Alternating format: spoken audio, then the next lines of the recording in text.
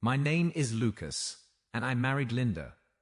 It was a truly unforgettable wedding, which was one of those quintessential California-style summer weddings that would be etched into the memories of all in attendance for years to come.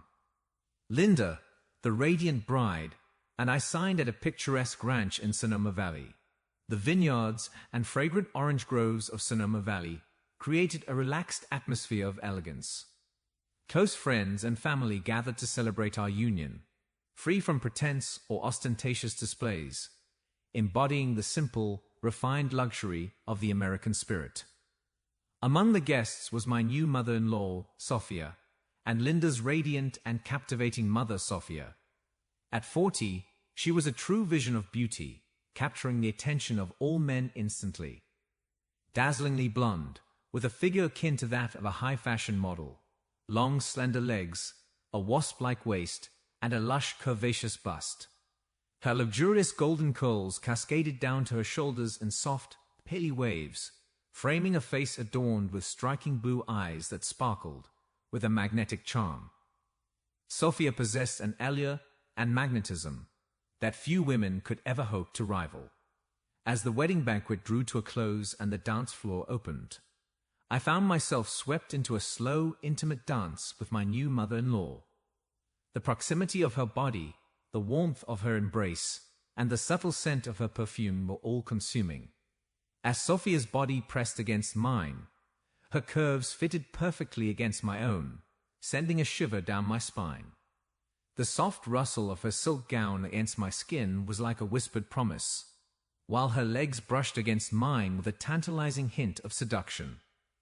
Her eyes, like two glittering sapphires, sparkled with an irresistible allure, drawing me in with an unspoken invitation, and her lips drew tantalizingly close to my ear as she murmured, "I hope you'll be able to make my dear daughter properly happy."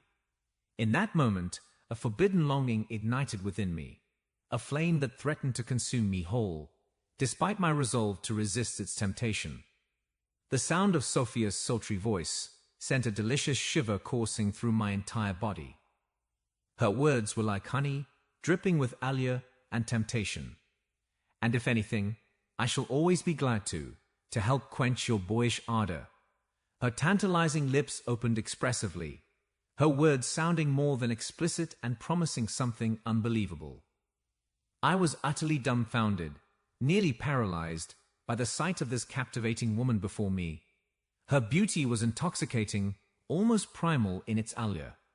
In the depths of her smoldering gaze, I could see the challenge and bold invitation of pure, unbridled intimacy. The wedding music that filled the air suddenly felt like nothing more than an unnecessary backdrop, as the thunderous beat of my heart threatened to drown it out entirely. Without a moment's hesitation, Sophia resolutely took hold of my hand and led me away from the noisy crowd of wedding guests. We escaped to a secluded, private room, and the moment the door closed behind us, she pushed me firmly against the wall. Her hungry lips crashed against mine in a desperate, searing kiss that left me utterly breathless. Her hands slipped around somewhere, pulling me flush against her svelte, tantalizing figure. "We were made for each other, sweetie," she breathed hoarsely, her voice barely above a whisper. I was captivated by Sophia's charm, my senses overwhelmed by her presence. Her lips met mine in a passionate kiss, her touch igniting a flame within me.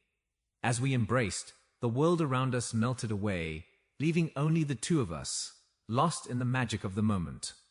I was swept up in the thrill of her affection, my heart pounding with excitement. Every sense was heightened, every moment savored, as I succumbed to the allure of her love.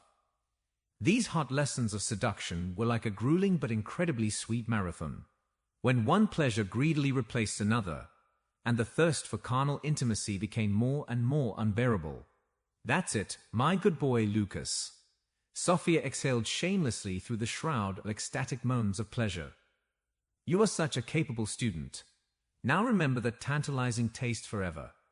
When we finally collapsed in sweet exhaustion on the crumpled sheets, my mother-in-law pinched my cheek. "And Linda will never know how I taught you all the tricks and wisdoms of love on our wedding night today. But now you'll be an ace in the sack, just for her. To be perfectly honest, the initial days of marriage with Linda were not a good experience. My young, innocent wife was remarkably inexperienced.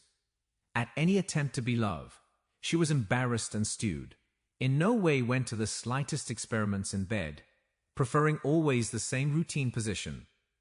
After half an hour of monotonous caresses, Linda began to fall asleep, then shamefully covered herself with the sheet and turned away. Compared to the hot and incredibly lustful Sophia, the difference was stark.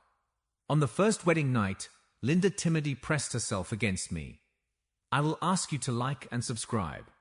It is not difficult for you, but it is pleasant for me.